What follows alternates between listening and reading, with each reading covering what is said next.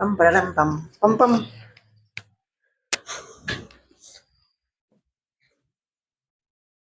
Bueno, hoy les tengo en este podcast, es un podcast de salud. eh, Vamos a empezar hoy con pues la cabeza y la columna principal, la columna vertebral de Famimed, que pues esto es un proyecto que lleva aproximadamente ya 5 o 6 años más o menos, en el cual pues tanto la doctora en sus especializaciones, en sus diplomados, y yo empapándome como paramédico y amante de todo lo que tiene que ver de la salud, y en este caso de la homeopatía y de las medicinas alternativas. Pues ha sido un proceso en el cual nos hemos enfocado específicamente en crónicos, en manejos de dolores, en pacientes con enfermedades, entre comillas, catastróficas algunas, y que a medida de que hemos ido viviendo este proceso, nos hemos dado cuenta de que en la homeopatía, no solamente en la homeopatía, sino también en la medicina funcional y en las medicinas alternativas, eh, teniendo en cuenta una calidad de vida y una calidad de alimentación, pues todo este tipo de enfermedades que hoy dicen que no tienen cura, pues la mayoría pueden ser revertibles. Entonces, pues la invitada es la doctora Maribel Gaona. Ella nos va a contar un poco acerca de ella, primero que todo, de dónde fue su formación como médico, dónde se encuentra haciendo su especialización, qué diplomados tiene. Y vamos a continuar el conversatorio con temas muy importantes referentes al tema de la salud, al tema de los dolores y a todo el enfoque que nosotros tenemos en nuestra empresa como el manejo de pacientes crónicos. Bueno, doctora, ¿cómo está? Buenos días. Hola, buenos días, ¿cómo están todos? Muy bien. Bueno, doctora, cuéntanos un poco sobre ti, cuéntanos un poco sobre tu formación académica, tu formación profesional. Cuéntanos un poco. Bueno, soy médico general de la Fundación Universitaria San Martín, de acá de la sede de Sabaneta, Sí. graduada ya hace un poquito más de 10 años. Tengo también, como lo decíamos, varios diplomados. Tengo diplomado en terapias integrativas en general, en el que aprendí. Fue mi primer acercamiento a muchas de estas terapias y aprendí un poco sobre todos. Hice también el de terapia neural. Entre estos dos hice varios cursos de sueroterapias.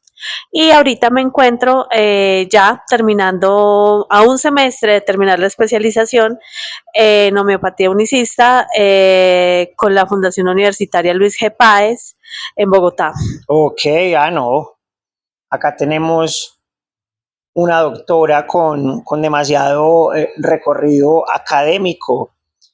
Pues como todos sabemos, pues para estudiar medicina es una carrera que dura aproximadamente, ¿cuántos años, doctora? Solo la medicina.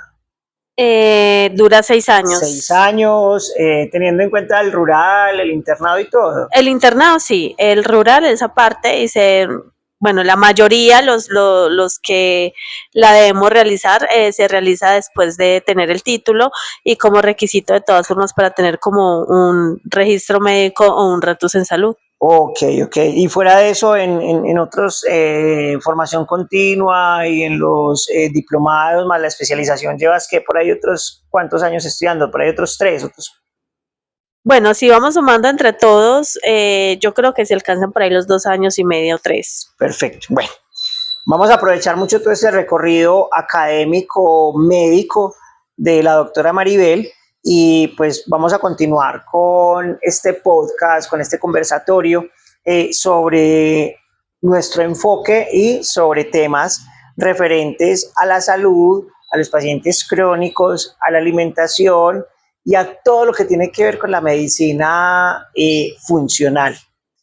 Bueno, doctora, hay algo que pues yo quería conversar como desde el primer punto, y es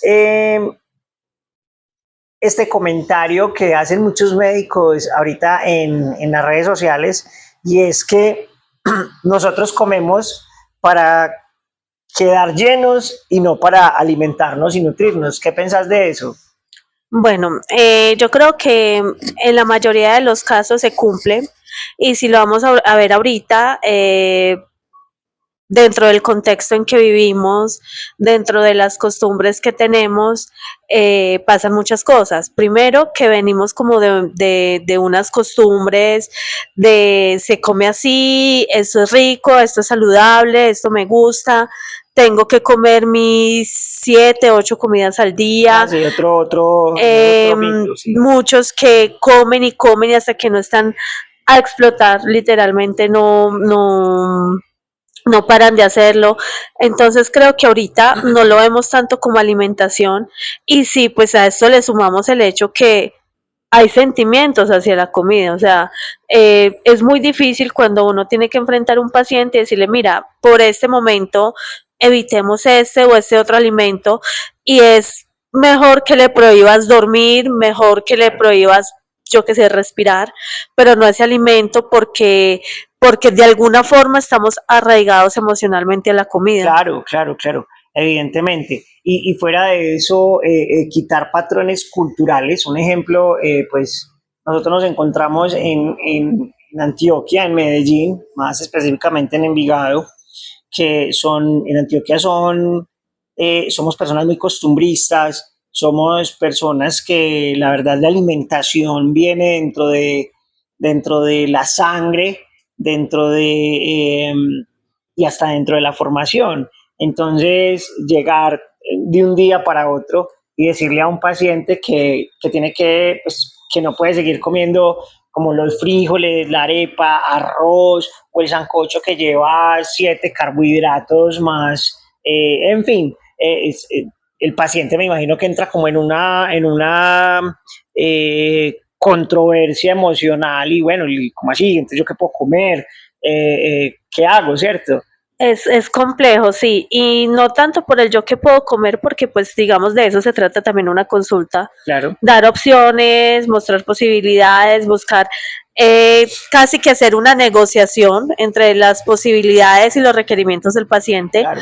y lo que uno de verdad pues siente que el paciente debe hacer, pero es que es difícil y ahorita no lo digo tanto como desde las terapias integrativas, antes de estos diplomados y todo, yo trabajaba también con riesgo cardiovascular Sí, y es una de las principales causas, por ejemplo, que una diabetes siga progresando y siga avanzando, porque uno lo ve, yo lo veía, el paciente que tenía que literalmente desayunar, almorzar y comer frijoles y no había forma ni con nutricionista ni con nada de quitar esa costumbre hasta que al final lo que se hace es seguir aumentando y aumentando y aumentando medicamentos sin lograr un control. claro, y eso me parece demasiado importante, doctora, porque los pacientes, primero que todo, pensamos que tenemos que, lo que decíamos al principio, comer para estar lleno, ¿cierto? Segundo, que el paciente, ya que tocas el tema de riesgo cardiovascular, cuando llega de pronto a un control, no sé si te ha tocado, me imagino que sí, llega, no, doctora, yo estoy muy bien. La verdad, mientras yo me aplique mis 20 unidades de insulina al día, me tome la metformina, me tome el antihipertensivo, en la noche me tome la rosuvastatina, todo muy bien. Y uno dice, ah, pues madre, o sea, a costillas de que esa persona está sana, pero igual la alimentación sigue siendo pues un desorden. Igual no lo ve uno solo desde ese punto, ya en riesgo cardiovascular, ¿qué pasa?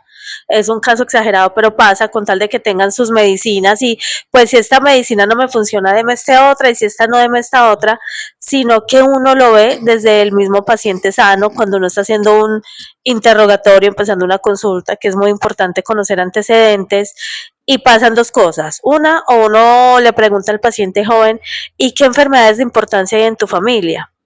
Y la respuesta es, ah, no, las normales, Ah, sí, lo normal. hipertensión, diabetes.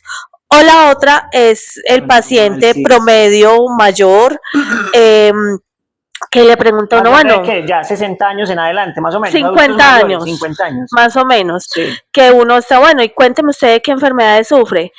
No, de ninguna. Ay, pero aquí en la historia dice que usted es hipertenso. Ah, sí, pero eso es normal. Claro, Entonces, sí, hasta sí, llegar sí, al punto de normalizar tanto la enfermedad, claro, de claro. decir, a la larga voy a envejecer, me va a dar esta enfermedad, voy a sufrir y voy a morir, y tomarlo como algo cotidiano y de pronto a veces no pararse a pensar como, mira, puedo cambiar eso, o sea, Claro, vamos a claro, morir, claro. todos vamos a morir, pero ¿cómo voy a morir? O sea, Claro. morir con vida, por decirlo así. Voy a morir, pero estoy alcanzando grandes cosas, no estoy sufriendo, y es lo que de pronto nos hace falta muchas veces, como pellizcarnos y darnos cuenta que hay una forma diferente de que las cosas sucedan. Claro, hay personas, escuché en estos días en un podcast, no sé si de Tony Robbins, que decía que hay personas que viven hasta los 90, pero mueren a los 40 aproximadamente. Y me parece muy curioso esa parte, doctora, cultural. Y yo creo que no es acá en Antioquia, yo creo que es en la mayoría de las partes del mundo que tenemos el nazco, crezco, estudio, me caso, me vuelvo hipertenso, diabético, obeso, y ya, y muero. Y muero con diálisis, y muero, pero no importa, eso es normal porque es como el ciclo ya de la vida. A la vida ya le montamos esos ciclos de enfermedades y ya son como comunes, es normal ya tener eso en la mente. Y tan normal que, no sé, da como escalofríos cuando uno ve un paciente con ese tipo de programación y Programación, entonces exacto. llega como a los 40 o 50 años y usan palabras como, uy, no, qué pereza seguir envejeciendo, yo prefiero morirme antes para sufrir.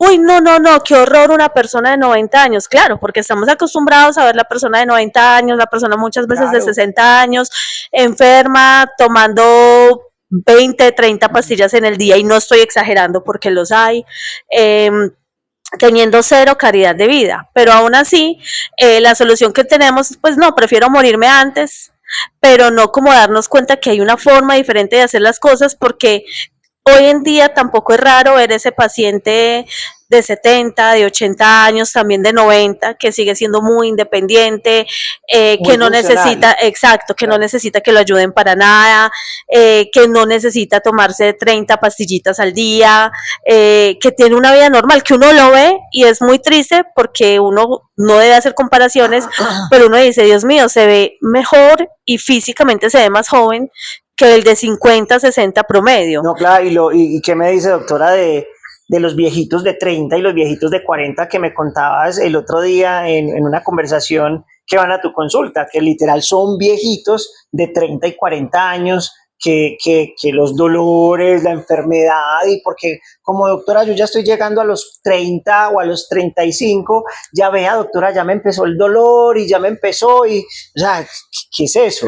Es increíble, o sea, yo crecí escuchando, mal dicho, pero también escuchando es que uno llega a los 50 y le da de A todo, los 40. pero es que uno ahora ve en consulta literalmente pacientes de 29, 31, 32 y decir, es que uno llega a los 30 años y le da de todo y ya se empieza a enfermar, Qué y uno programación tan como que se queda impresionante. como Sí, claro. en serio a los No, 30, o sea, claro, claro. muchas veces decir como soy mayor que tú y yo no me siento ni tan enferma ni tan nada, aún sabiendo que todos tenemos muchas cosas por corregir en Claro, nuestros claro, estilos de vida. claro, claro. No, muy interesante, doctora. La verdad me emociona y cada que vamos hablando van saliendo más temas y van saliendo más cosas, pero demasiado interesante. Y acerca de la alimentación y se abren mucho más caminos para conversar y para debatir, que a lo último se vuelven como muy pragmáticos y a la vez muy utópicos, pero bueno, vamos a continuar, pero súper bacana la conversación sobre la alimentación y sobre todo sobre la cultura de la alimentación, la cultura de que la vejez es sinónimo de enfermedad, de que la enfermedad es sinónimo de muerte, y bueno, y pues sí, al final del cabo, pues todos, el doctor Biden, Carlos Jaramillo, tú, yo, todos nos vamos a morir, obviamente, y nos vamos a enfermar.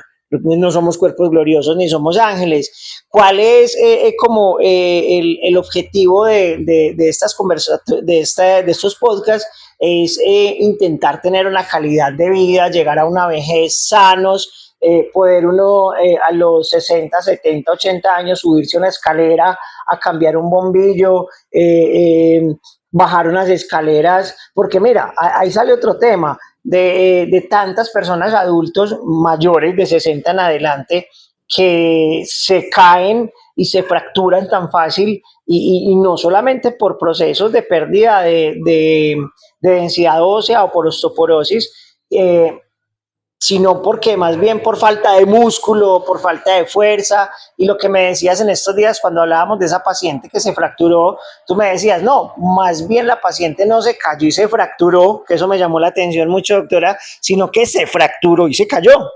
Generalmente pasa en los mayores, hay tanta debilidad ósea, obviamente, que ya el hueso no da y pues el paciente se fractura y se cae, pero a eso le sumamos lo que decías de la masa muscular, de la funcionalidad, porque a veces somos muy incoherentes en las cosas que decimos. Por ahí uno ve en muchos comerciales, también en muchas, ¿cómo se dice? En muchos programas de alcaldías y todo, el cuento que ya todo el mundo se sabe, porque esto se lo sabe, que después de los 40 perdemos masa muscular. Sí. Y que hay que recuperar la masa muscular, listo, claro. Eso todos lo sabemos. Sí, claro. Pero ¿a cuántos pacientes en un programa precisamente de salud o en un programa de gobierno o en muchas partes le dicen, mira, tú para recuperar la masa muscular tienes que hacer ejercicio, tienes que hacer fuerza, buscar las banditas, las mancuernitas? No, el cuento ya sabido por todos es, tienes que salir a caminar, no sé, 150 minutos a la semana, decían, no sé en cuántos vaya sí, ahora, sí. Y obvio, sí, eso mejora mucho la parte cardiovascular, sí. Pero ¿cuántas veces caminando en plano, como estabas acostumbrado, fuerzas tus músculos a seguir siendo músculos, después de que ya tenemos un cuento que se dice en todas partes que perdemos la masa muscular, pero nos mandan a hacer es una actividad en la que sí de pronto cardiovascularmente está bien, pero que de alguna forma estamos antes haciéndole más daños a toda esa parte osteomuscular que ayudarle, porque ¿dónde está la fuerza? ¿Dónde está en esa caminata? Mueva las manos, vaya a los parques que tienen muchas alcaldías a hacer fuerza, nada. Sí. Y cuando uno le dice a un paciente, venga, pero usted cómo está de ejercicio, no, yo súper bien, yo salgo a caminar todos los días, pero estos dolores, claro, porque nos hace falta esa pequeña parte de la recomendación, que esa caminada, que no es mala, hay que acompañarla con otras cosas, claro, que es darle fuerza a tu músculo, no permitir que tu músculo se siga perdiendo para que puedas llegar a los 60, 70, 80 años, pero siendo funcional, ayudando con las bolsas del mercado, subiendo las escaleras, claro, sin estarte postrando en una cama, que eso sí es pues terrible. Claro, no, lo importante y sigue siendo un punto de controversia, lo que decíamos ahorita, es que ya uno a los 50, ¿para qué se va a poner a hacer ejercicio? ¿Para qué va a ir a un gimnasio, cierto? Sé que es parte de la cultura, a veces un poco de, digámoslo, con respeto de ignorancia, y la programación mental y los techos mentales que tenemos por lo mismo, por los nichos culturales que tenemos.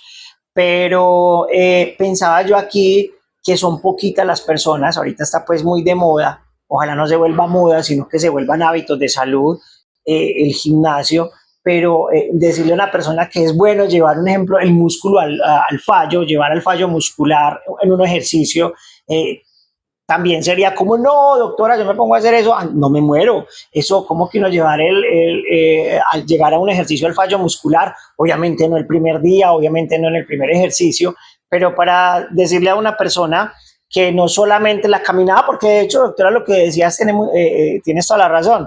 Las personas dicen, no, pero doctora, la verdad, yo en la casa camino, a mí me toca bajar esa escala, subir, estar pendiente del niño, ir, doblar ropa. Eso es ejercicio. ¿Cuánto? O en el trabajo, no, doctora, yo en el trabajo tengo que levantar cajas, tengo que levantar, ¿qué más quiere que ejercicio? Y uno sabe que ahí mentalmente no está preparado para hacer ejercicio, que hay estrés, pues que no es ejercicio, que es trabajo y que es más el daño que uno se hace porque está muy estresado.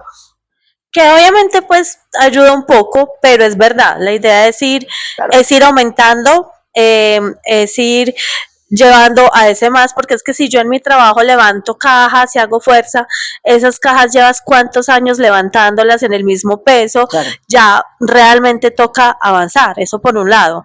Por el otro lado, pues gracias a Dios ahorita, como tú le decías, moda, que no debería ser moda, desde ahora a los niños se les impulsa mucho en el ejercicio, desde ahora uno ve adolescentes más enfocados en el ejercicio.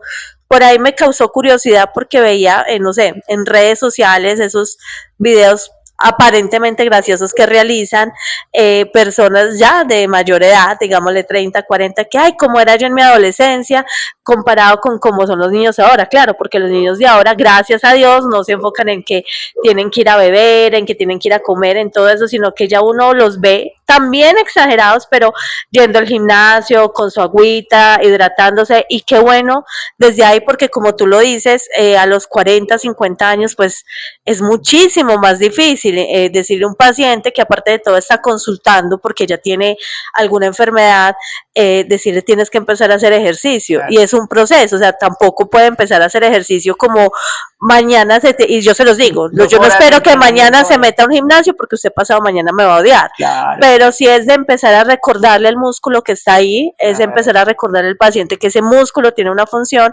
y que lentamente, despacio, debe ir aumentando esa actividad muscular hasta que llegue ya al punto en que sí se puede ir a un gimnasio, o si no le gusta ir al gimnasio, porque el gimnasio no le tiene que gustar a todo el mundo, claro. Buscar esa actividad, esa, yo qué sé, pilates o esa actividad de esfuerzo muscular que le ayude, que le agrade, que le guste, pero que no la vaya a parar y que obviamente al hacerlo de una forma gradual, pues tampoco la va a matar de un dolor porque claro, no es la idea. Claro.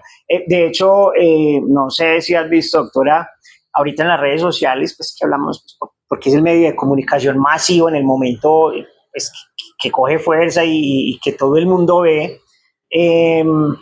No sé si has visto estos lugares, porque sí, es moda, pero yo sé también que muchos jóvenes, me refiero a los jóvenes de 20 en adelante o de 18 en adelante, están viendo que, un ejemplo, la moda del alcohol, sí, la droga y todo eso, sí, exacto, eso no va a pasar porque pues es un problema de salud, ¿cierto? Pública, pero también hay muchos jóvenes que no sé si has visto los bares y las discotecas nuevas que están saliendo, que son de diversión sana, que son enfocados como en electrónica y café, y solamente venden tipos de cafés, no sé qué, de todas clases, de todos tipos, y no se vende alcohol y no se toma alcohol, y te pones a ver, yo he visto muchos documentales sobre esta nueva moda de estos bares sanos en Medellín, y son jóvenes que van al gimnasio con unos cuerpos espectaculares, que son emprendedores, que leen, en fin, es muy bacano, y mira que esa cultura los está llevando a ver que sí se puede llegar a una edad madura sano. Y qué rico porque muchos de nosotros no se nos inculcó el ejercicio como una parte fundamental de la vida, no se nos enseñó estos estilos de vida saludable, de pronto, no sé, por lo menos en mi caso, y yo sé que en muchos casos, porque todo viene desde la crianza de las abuelitas o las costumbres de las mismas abuelitas que se morían por ver el niño cachetón porque era el niño sano. Niño cacheticolorado, gordito. Claro, ay, denle la sopita o denle esto porque es que esto lo pone gordito.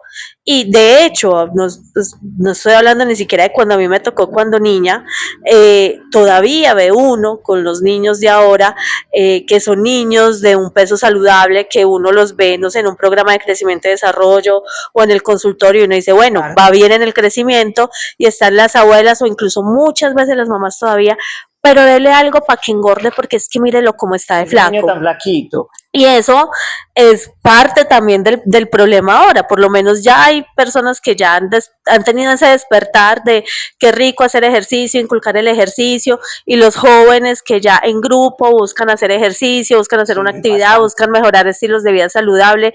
Y qué rico que por lo menos entre tantos cambios que hay en el mundo, podamos entender este cambio también como un cambio importante y grande que de pronto, bueno, no sabemos qué va a pasar, pero que según lo que conocemos por la ciencia, por lo que se ha descubierto hasta ahora, va a mejorar muchísimo, muchísima calidad de vida a futuro. No, totalmente de acuerdo, doctora.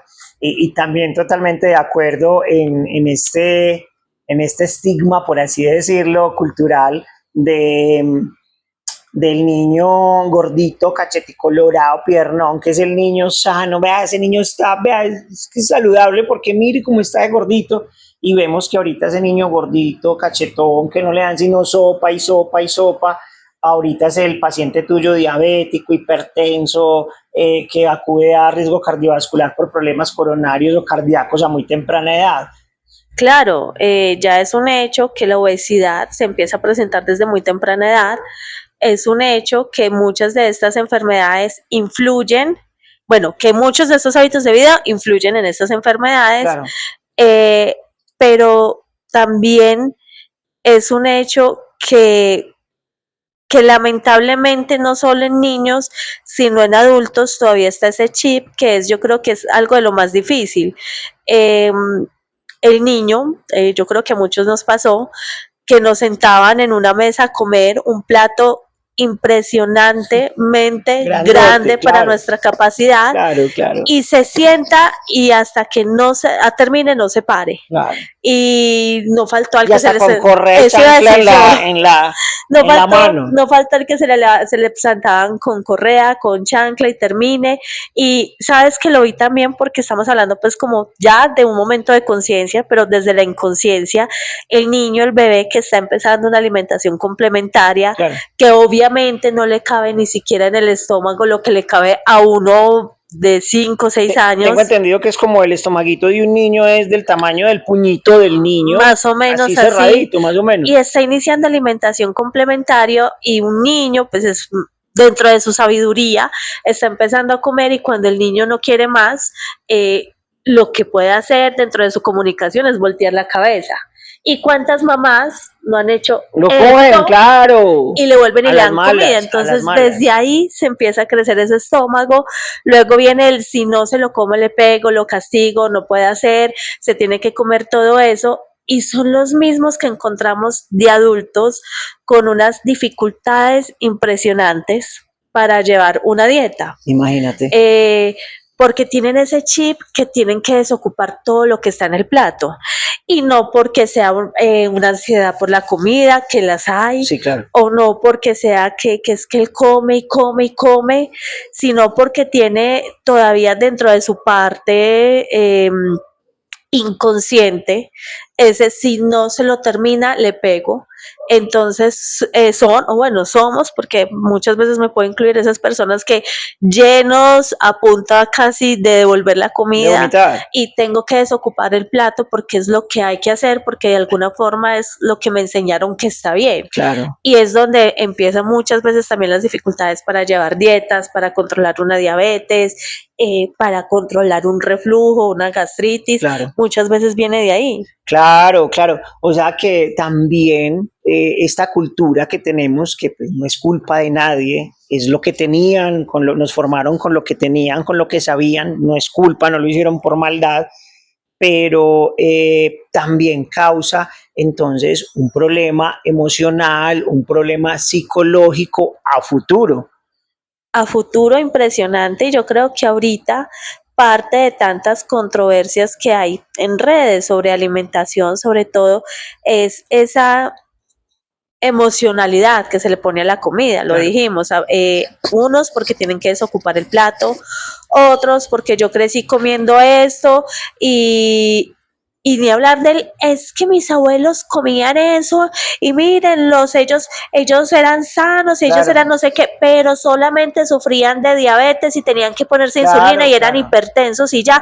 Y si ellos comían así, ¿yo por qué no puedo comer así? claro, claro. Entonces es una emocionalidad, una necesidad que le ponemos a la comida, una necesidad de defender esa alimentación, que a veces vamos enfocados en eso, en que la comida tiene que ser así, sin importarnos si de pronto intentar algo diferente, comer algo diferente, me puede hacer sentir mejor. Claro, y ni siquiera nos damos la oportunidad o le damos la oportunidad a esta, primero que todo a las neurociencias, ¿cierto? A la neurociencia, es que es ciencia, ¿sí? Segundo, al proceso inflamatorio que producen algunos alimentos, que no es que sean veneno o que sean mierda, bueno, ya pues lo llaman mierda algunos al azúcar, ¿sí?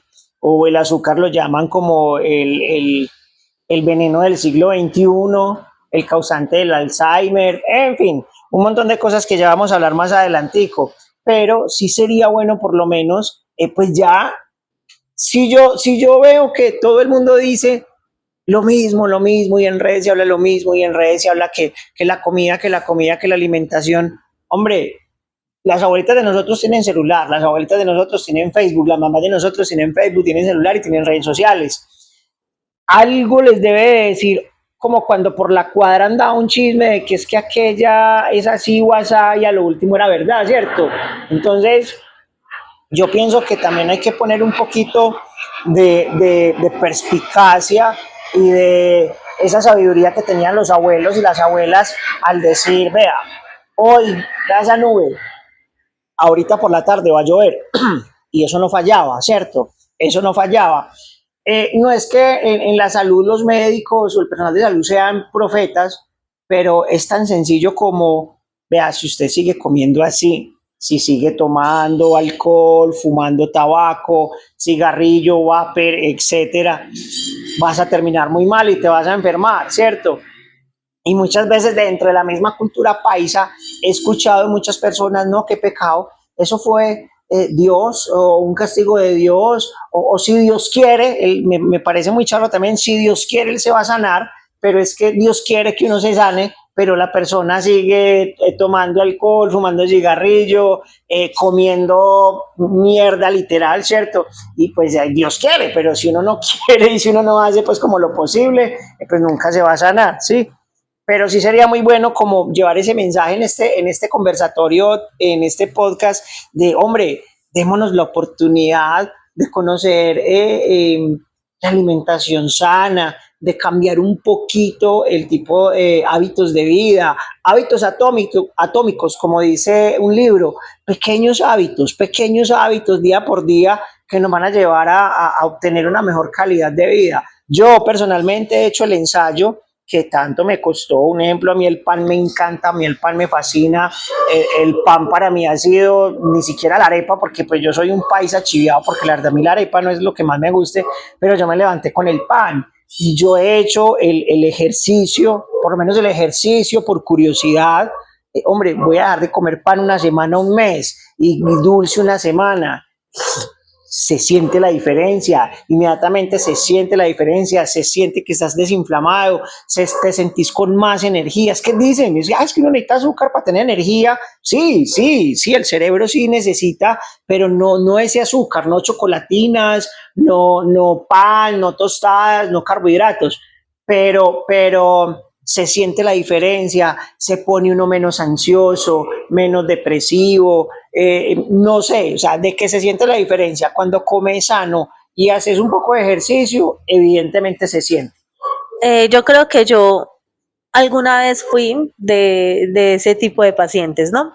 Eh, Todos hemos sido de tipo de pacientes. en el sentido en que nos encanta, ¿cómo decirlo? Como juzgar o no sé al médico en el sentido, ay, es que a los médicos les da por decir esto, es que a los médicos ahora les dio porque hay que comer así. Y primero, no creo que es porque uno le dio.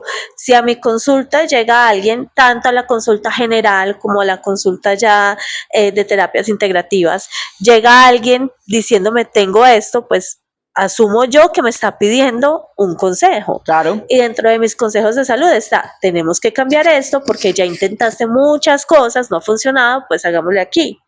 Pero el problema es lograr eso. Y ahí es donde yo estuve. Yo alguna vez les he contado que yo sufría horrible de migrañas, que me dolía muchísimo la cabeza, que yo estuve hospitalizada y llegamos a darnos cuenta que precisamente el gluten era uno de los que no solo desencadenaba mis migrañas, sino que desencadenaba muchos síntomas en mí. Y a mí me encantaba comerlo. Y aún después de haberlo descubierto, yo era feliz comiendo pancito, pastelitos, galletitas, y yo comía eso y me daba un sueño horrible. Claro. Y una vez en una consulta precisamente con un profe mío, un médico, digámosle, integrativo, eh, me preguntó, me dijo, ay, ¿hay algún alimento que te caiga mal? Y yo, y sí, el gluten me pone débil, me da sueño, me da dolor de cabeza, y se quedó mirándome, ni feo, ni nada, pero sí se quedó mirándome a la cara y me dijo, entonces, ¿por qué lo consumes? Sí, mi chavo. Así, o sea, entonces, ¿por qué lo consumes? Porque Y yo es me una pongo a adicción. pensar y sí, yo fui así y me muero por él y me encanta, pero yo misma me di cuenta, me hace daño. El problema es dar ese paso. Como lo digo, cuando uno va donde el médico no está pidiendo un consejo de salud porque me estoy Claro, sintiendo mal. claro. Entonces, pues sería hipócrita de parte del médico decir, siga comiendo mal, siga intoxicándose, siga haciendo eso y venga, yo le doy también esta pastillita para que lo intoxique más, pero le haga sentir mejor por un tiempo. Claro, no, y que realmente, doctora, pues ni siquiera obviamente es que no somos culpables, primero que todo, de comer como comemos. Ahorita sí, cuando sabemos una cosa y sabemos los efectos y lo seguimos haciendo, pues ahí ya hablamos de inconsciencia, pero también podemos hablar de la adicción, que nuestro cerebro está envenenado, nuestro cerebro, la dopamina que produce el azúcar y los carbohidratos es tan fuerte que cambiar un hábito, cambiar un estilo de vida a nivel de alimentación es muy complicado. Estamos tan intoxicados y tan adictos al azúcar o al gluten que escuchaba en estos días en un podcast también de salud que decía, cuando a ti a las 8 de la noche te da por, ay, qué rico un brócoli con una zanahoria y así con lechuga, limón, sal, a nadie, es cierto, obviamente. ¿Qué es lo que le provoca a uno en cualquier hora del día o en la noche o cuando está un poco ansioso? Qué rico un pancito con chocolate, con aguapanela, o qué rico una chocolatina, o qué rico un cono, qué rico un helado. ¿Por qué? Porque el cerebro le está pidiendo dopamina y le está pidiendo un montón de químicos que produce el azúcar, que producen los carbohidratos. Piensen solamente en eso, cómo estamos de intoxicados. Ahora, haz el ejercicio. Yo te invito a que hagas el ejercicio para que mires y experimentes lo adicto que estás al dulce, al azúcar y deja por un día, si eres capaz, por lo menos por un día, por 2 días, el azúcar, el pan, los carbohidratos y haz una dieta rica en proteína, en verduras, a ver cómo te sentís. A ver si el cerebro, si no te pones de mal genio, si no te pones irritable, si no te pones. Es increíble. Y eso que tú dices, o sea, lo de rica en proteína, lamentablemente es uno de los grandes problemas que tenemos hoy en día, que la proteína la tenemos súper satanizada, incluso, por ejemplo, la típica pelea que todo el mundo ha tenido siempre con el huevo. Entonces, cuando uno está preguntando, bueno, ¿usted qué desayuna? Huevito, bueno, ¿cuántos huevos desayunas? No, solamente uno y ya. Y muchas veces uno no nos va a hacer mucho, pero encima de ese un huevo está acompañado de un pedacitico de carne en la tarde y de solo una tostadita en la noche porque como suave, y uno dice, bueno, ¿y dónde está la proteína? Y lo que tú decías, cuando tú aprendes a darle la prioridad a la proteína, a la verdura, a la larga te das cuenta que tu cuerpo a ti o tu cerebro no te empieza a pedir el azúcar, no te empieza a pedir en 2 horitas algo de comer. Exacto. No empiezas a sentir ese malestar de tengo que comer algo porque me voy a desmayar. Cuando aprendemos a darle la prioridad, a lo que debe ser prioridad. Evidentemente, evidentemente. Bueno, doctora, entonces vamos más a fondo. ¿Cómo se debe de comer? ¿O qué es una alimentación sana? ¿En qué consiste una alimentación sana? ¿Y qué alimentos debemos de consumir a diario para poder tener una vida sana, obviamente acompañada siempre del ejercicio? Cuéntenos un poquito sobre cómo es un plato, un ejemplo, un desayuno. Vamos por parte, entonces, ¿cómo es un desayuno sano? ¿Cuántos gramos de proteína por peso ideal la persona debe consumir? Y más o menos ilústrenos, pues no tenemos aquí, más adelante les vamos a ilustrar en un plato con todo, ¿cierto? Ilústrenos más o menos, nosotros vamos imaginando, porque tenemos mucha imaginación, cómo es un desayuno ideal, un almuerzo ideal rico en proteína y una cena ideal. Y si es verdad que uno tiene que estar comiendo al día, es que 6 o 7 veces, y bueno, y ahorita vamos a hablar también del ayuno intermitente. Entonces vamos a ver que la doctora nos explique y nos cuente cómo es un desayuno ideal, un almuerzo ideal y una cena ideal. Bueno, primero que todo, decir que aunque aquí vamos a decir algo pues como muy genérico, Sí, el ideal depende de cada paciente, claro. de las necesidades de cada paciente, obviamente del peso de cada paciente, de las enfermedades de cada paciente, pero en resumen, y tú lo dijiste ahorita muy bien dicho, el plato ideal inicialmente es a base de proteína y verduras. Claro. Es lo principal que debemos tener. ¿Por qué? Porque nuestro cuerpo no es capaz de producir proteínas y necesitamos las proteínas para que todo esté funcionando bien. Claro. Entonces, lo ideal, nosotros hacemos el cálculo, es 1.5 gramos, entre 1 y 1.5 gramos de proteína por kilo de peso ideal. O sea, 1 y 1.5 gramos de proteína por kilo de peso ideal. O sea, de cada paciente. Qué pena, doctora, le interrumpo, porque hay algo que sí tenemos que tener en cuenta y lo escucho mucho de uno de los mentores, pues, de la doctora, obviamente, que es profesor en su medicina funcional, en su formación, y pues me considero también discípulo del doctor Carlos Jaramillo, el desayuno y las horas de comer, ¿cierto? Porque el desayuno tiene que ser a esta hora, el almuerzo a esta hora, la comida a esta hora, y en fin, ¿cierto? Hay que la media mañana y no sé qué. Y quería contarles un poquito de cómo fue que el desayuno americano se metió en nuestra cultura y cómo fue que crearon un ejemplo, el jugo de naranja como dieta en nuestro desayuno. Primero que todo, recuerden que el almuerzo fue en la Revolución Industrial, cuando el obrero tenía que comer a una hora ideal, pues como para que todo la fábrica y la industria pues siguiera su movimiento, ¿cierto? Entonces llevaban su lunch y tenían que comer, ahí es donde se empezó pues como la media, al mediodía, la hora del obrero. Recordemos pues que eso fue en la revolución industrial. Pero el desayuno, para que se quiten el mito del cereal, que es un veneno, pues las azucaritas, no es que el cereal sea veneno, pero sí las azucaritas y todo esto, lo que tanto se critica del tigre gordo aquel, y el jugo de naranja. El jugo de naranja, resulta que en muchos, en Estados Unidos hay cultivos gigantes de naranja, gigantes, gigantes, gigantes, como en España los viñedos, y pues las naranjas se estaban pudriendo y pues la venta de naranja no alcanzaba, o sea, se estaban teniendo muchas pérdidas con la naranja que se estaba pudriendo. Y pues, ¿qué dijeron los empresarios de ese tiempo? Y pues no, vamos a coger todas esas naranjas y pues vamos a venderla en jugo y pues que sea para el desayuno, ya, que sea para el desayuno y que la gente y empezaron a venderlo en sus tarros y en sus frascos, el jugo de naranja natural en su tiempo para el desayuno y lo incrementaron dentro de la dieta y dentro de la cultura del desayuno. Pero, ¿qué pasa? Que yo no estoy diciendo que comerse una naranja, doctora, sea pues un veneno, no, uno se puede comer una naranja la cual tiene muchos, muchos gramos de azúcar o de fructuosa, pero pues no es veneno comerse una naranja. El chiste ahí y el daño se hace en que para hacer un jugo de naranja tú necesitas 4, 5, 6, 7 naranjas. ¿Cuántos gramos de azúcar te estás consumiendo ahí?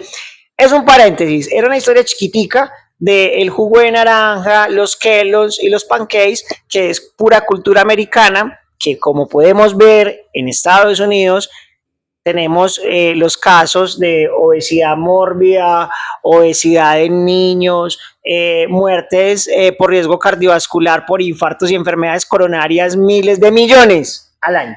Entonces, ahora sí, doctora, qué pena, podemos continuar con... Bueno, entonces la proteína y la verdura creo que son la base de nuestro plato. Ideal, la mitad del plato con verdura, incluido en el desayuno, porque es una pregunta que me hacen mucha, y en el desayuno también ensalada, pues dígale como quiera, yo le digo verdura, póngale una espinaca, póngale Exacto. una verdura, digamos, rica. Mucha forma de variar. Exacto. Estábamos hablando de la proteína, 1 a 1.5 gramos por kilo de peso ideal, y ese peso ideal se calcula según la estatura del paciente, Okay. claro está. Okay. Y bueno, dependiendo, ¿no? Porque dependiendo de las necesidades, de los requerimientos del paciente, de si tiene una resistencia a la insulina, de si está inflamado, uno diría que la otra mitad del plato, ya sabemos que la mitad tiene verdura, la otra mitad debe ir. Entonces, la proteína, que ese cálculo se divide entre los 3 principales platos del día en la mayoría de los casos, y en algunas ocasiones el carbohidrato, ¿cierto? Que es el que, digamos que inicialmente es satanizado, pero no solo satanizado, sino que es el que de verdad muchas veces va a variar según las necesidades del paciente. Y tratar de tener siempre en todos estos platos una grasa saludable, llámese aceite de oliva pero sin cocción, Claro. Llámese aguacate, que en esta cultura a la mayoría les encanta Sí. su aguacate. Acá en Antioquia nos fascina el aguacate. O unos frutos secos, ¿cierto? Cuando hablamos entonces de ese gramaje de proteínas, por decirlo así, Sí. que se va sumando durante el día, se debe tener entonces en cuenta, por ejemplo, lo que decíamos, el huevo, 2 huevitos juntos nos hacen más o menos 12.5, 13 gramos de proteínas solamente para los requerimientos. Y lo otro que se debe tener en cuenta es que la porción de carne que a ti te venden en el supermercado congelada, de, yo qué sé, ellos dicen 250 gramos de carne, no son los 250 gramos de proteína que te vas a comer, porque esa carne generalmente la cocinamos y al cocinarla pierden su aproximadamente 10% de peso, por decirlo así, y pasa a ser 25 gramos o 30 gramos de proteína según el tipo de carne, pollo, pescado, más o menos entre 25 y 30 gramos, si es del tamaño de la palma de la mano extendida, que es otra cosa. Nos comemos una carne como de este tamaño y decimos, uy, yo comí mucha carne. Claro, y un plato de arroz gigante, una montaña, una volqueta. Exacto, entonces la idea es que sea siempre así extendido. Sí. Entonces, por ejemplo, ya ¿Eso en el cuánto almuerzo, es más o menos? 120 gramos más o menos, o que no alcanza. No, así 25, más o menos Gramos, 25, ya, 30 gramos de proteína. Se tiene, en el almuerzo se debe tener esa porción, más o menos de carne o de proteína, por decirlo así. Nuevamente la mitad del plato en verdura, ojalá sea una verdura variada, ojalá sea una verdura que tenga 3, 4 colores diferentes, porque cada color nos genera diferentes tipos de aportes. Claro. Ojalá no sea la de siempre, la cebolla, el tomate y la lechuga, porque si bien son verduras, hay otras que tienen muchísimos mejores aportes de nutrientes. Claro, y que realmente, un ejemplo, la lechuga no tiene sino agua, el tomate no tiene sino agua, entonces... Y uno se cansa de comer lo mismo. Claro, y que solamente van a hidratar, pero que no tienen ningún aporte nutricional a la hora de la verdad. Exacto, y generalmente el otro cuartico del plato, el carbohidrato, que generalmente se disminuye a una porción y que, como lo decíamos, pues obviamente tratar que no sea que ni con gluten, ni pues un dulce, nada de eso, y que hay otros, por ejemplo, como los que traen almidón, como los tubérculos, que son más recomendados, pero eso pues ya depende de la individualización del paciente, de la necesidad de ese paciente, de los requerimientos. Y en la noche lo ideal es que sea un plato muy similar a ese plato de almuerzo. Digamos, vuelvo y lo repito, de una forma genérica, ¿cierto? Porque cada paciente viene con sus diferentes necesidades, cada paciente depende, digamos, de sus enfermedades o de sus requerimientos en ese momento se cuadra. Y lo que decíamos, cada paciente viene de unas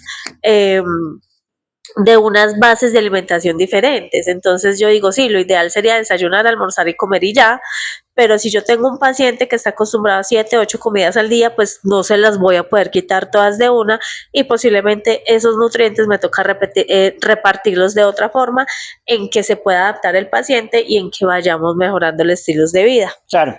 Ah, no, súper, doctora. Bueno, en este podcast quisiéramos, pues primero que todo, pues agradecerle mucho a la doctora por el tiempo de hoy, por toda la información nutricional que nos pudo brindar. Doctora, ¿puede decirnos en sus redes sociales dónde la podemos encontrar, en Instagram, en TikTok, en Facebook, cómo podemos encontrar de pronto contenido de interés nutricional, de medicina funcional, integrativo, que es como la rama tuya? Bueno, en Instagram tenemos Famimed en Casa, en TikTok tenemos Medicina integrativa. Medicina integrativa. Y también tenemos la página de Pipe Paramédico, que también da mucha información al respecto. Bueno, pues si quieren tener más conocimientos sobre estos conversatorios, podcasts sobre salud, que aportan demasiado valor, creo yo, a toda nuestra audiencia, pues ya saben, nos pueden encontrar en Famimed en Casa, en Medicina Integrativa en TikTok, @Medicina Integrativa, como suena, y en Facebook también estamos como Famimed Talento Humano. Sí, así nos pueden encontrar. Bueno, que estén muy bien y muchas gracias. Nos vemos entonces en un próximo podcast.